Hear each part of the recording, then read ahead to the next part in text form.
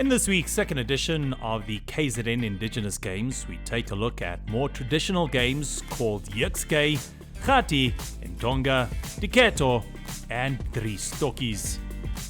These games were hosted by the Department of Sport, Arts and Culture in partnership with the KwaZulu Natal Department of Sport, Arts, Culture and Recreation.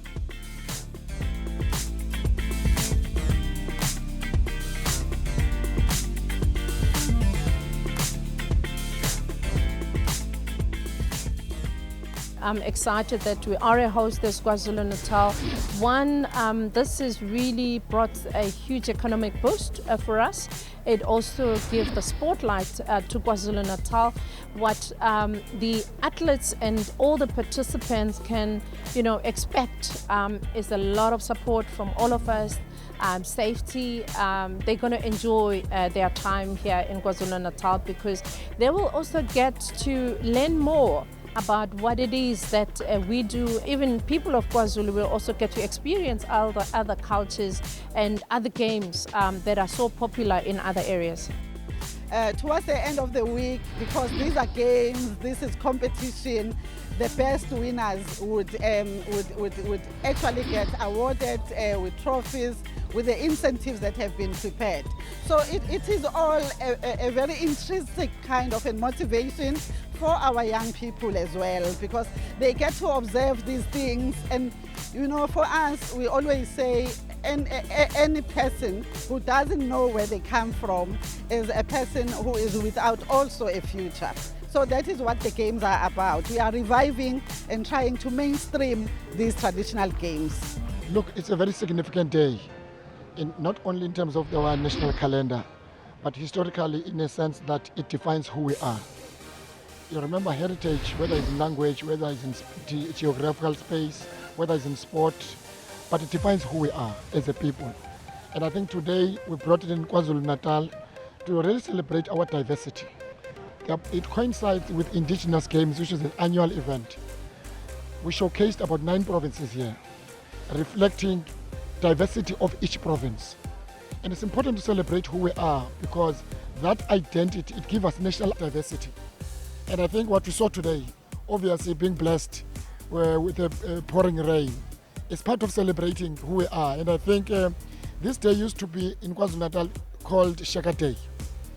But because of what happened in post-1994, to define the national days and give them a content in terms of our national celebrations to fit in terms of our preamble of the Constitution. And I think this celebration signifies a step forward in terms of what we seek to do as a nation. This celebration is about who we are. We must celebrate the smallest national group in the country, which was reflected here in terms of the carnival that we had here in the morning. And I think it must not only be about Heritage Month in September. We must celebrate who we are on a daily basis, 365 days. The cup is going to stay here in KwaZulu Natal, and we are defending champion, as you say, and we will make sure that we remain champions. JUKSKEI. JUKSKEI is a traditionally Afrikaner game that originated with the early Afrikaner travelers that made use of ox wagons. In the game, the players try to knock over an upright stick with JUKSKEI, which is the wooden pin used in an ox's yoke. The sport is about throwing a JUKSKEI. It's from the ox wagon many years ago in the Groot Track. Then they start playing the game of JUKSKEI. It's like a rolling pin with a one handle throwing to a peg on the other side. Knocking the peg down, you get 3 points, and you throw close by to the peg, it's 1 point. We work on a cancellation principle, so if one team throw 5 pegs, the other team throw 3 pegs, the one add 2 pegs, and 2 times 3 is 6 points. The importance of the game is to end on 23. If you end on 23, you win the first set, and that counts 5 points. Playing 3 sets in a game makes a total game of 15 points. Yes, and the team getting the most sets, they win the day or the game. Adding up all the points to get a winning side at the end of the week. Yeah, isizathu sibangela uba mandikhethe uJUKSKEI ukuba le ndawo endihlala kuyo e-Eastern Cape esiteke. Esi sport abangazihoyanga kakhulu. and sport esabelungu esabantu abachazayo futhi kakhulu. Yeyona nto ibangela uba mandisikhethe. Kwaye sinibonisa indawo ezininzi kakhulu endingazazi. Yebo. Kati. Kati is a skipping game which requires fitness, coordination, and a decent singing voice. Teams get a timed 15 minutes to show their skills and are awarded points out of 10 for the following: 1. Fitness and flexibility. 2. Coordination. 3. Traditional attire. 4. Traditional song in any language. 5. Variation of style. The name of the game is called Kati. Kati. And remember the game, in the olden days, it was played by the girls, the young girls, when they are done doing their chores. So they will take any rope or plastics and put them together and just play for enjoyment. But now it has been changed and adapted into a competitive sport where it is played by 4 males and 4 females. Then during the game, it's only 3 males and 4 females on stage. Then the other 2 will be reserves. And it's a 15-minute game where they jump, where they swing the rope, where they showcase the styles, and where they do a presentation. So that's how the code it is. And also when you judge the game, we judge it out of 50 points. So we've got 5 categories where the code is judged under. 1, it's the introduction. 2, the indigenous songs. And 3, the coordination. 4, it's variations of styles. 5, it's fitness and flexibility. That's how it is judged out of 50 points. So we give 10 marks per category. I think I made a good decision for coming here and experience other provinces. How do they play Kati? Yeah, I'm proud. Yeah. My feelings right now, I don't know because I don't know where I'm standing. Previous years, I used to receive position 2. So right now I'm fighting for position 1. It means I'm doing better this year. And then, yeah, forward we go. We're not going back. Intonga. Intonga is the African art of stick fighting. Each player has 2 sticks to protect themselves. There are specific rules to follow. However, the player that can hit their opponent the most times wins. As we all know, indigenous games are games that are taken from the modern games. As much as Intonga is one of them, whereby mostly it was played in KZN Eastern Cape, even though now it's even played. However, when it comes to national level, there are certain rules that we've added, like what they do in rural areas. They like to hit the head or the underbelt.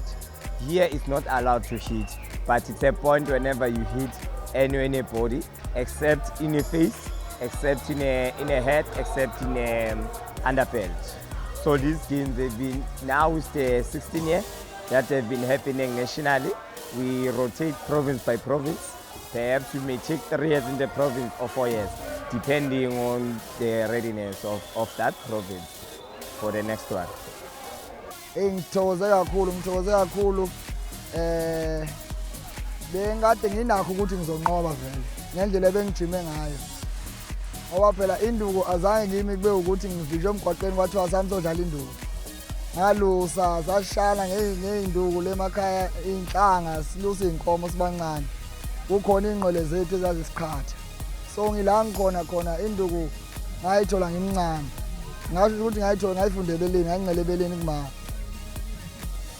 amangaphosisi ngangineminyaka eyisithupha ngiqala ukudlala induku sishana nje ngesigenge yethu kukhona wayemdadlanyana buye ekhaya unengozi uthethiso kodwa ke kwangiqinisa ngoba ubuhlungu aqala lapho kungabusabi. Diketo. Diketo is a hand coordination game, usually played by 2 players using pebbles or marbles. The player throws a stone called Makinto into the air, and then tries to take out as many stones as possible from the circle before they catch it again with the same hand. In traditional societies, the playing of games and physical activities used to be instrumental for socializing among the youth. Games are used to acquire survival skills and provide knowledge necessary for both boys and girls to gain entry into adult life and communal spirit.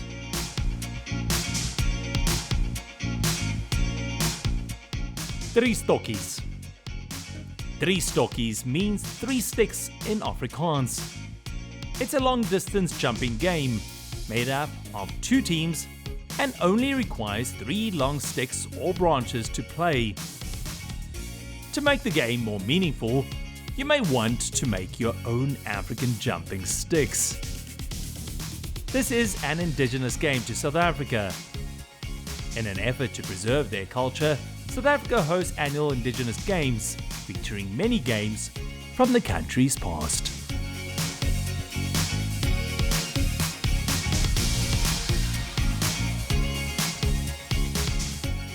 I think for us, the fact that we could very quickly read the situation, make sure that our network of partners and stakeholders came on board to assist us to find alternatives. It was part of managing the risks as well, that should there be any circumstance where the weather was adverse, what will we do? So I think we had to actually action that and make sure we put those strategies into place. I think all in all, that was just on day 1. But if you look at the rest of the week, the weather was quite good. We managed to do everything, although we had a delay on day 1. We managed to achieve everything that we intended to do within the time that was allocated to us for the event. And yes, that was a successful event that we've had, collaboration with all the partners. The planning that went well, and the team working with the province, the city, the volunteers, the Sports Confederation. I think all of that collaboration and networking and planning made for some very successful days. KwaZulu-Natal remained undefeated after retaining its title as the winners of the Indigenous Games, followed by Limpopo in 2nd place and Gauteng in 3rd. The Indigenous Games Festival aims to promote social cohesion and nation building and celebrate the country's rich history, heritage and culture.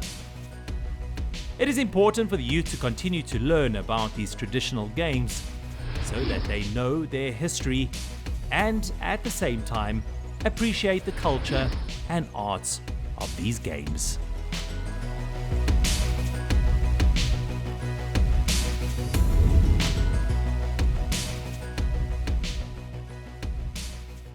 Calling all amateur golfers, it's your chance to play like a pro at this year's Sports Trust Golf Challenge taking place at Sun City Gary Player Country Club the day after the Nedbank Golf Challenge. For more information, visit our website, thesportstrust.co.za.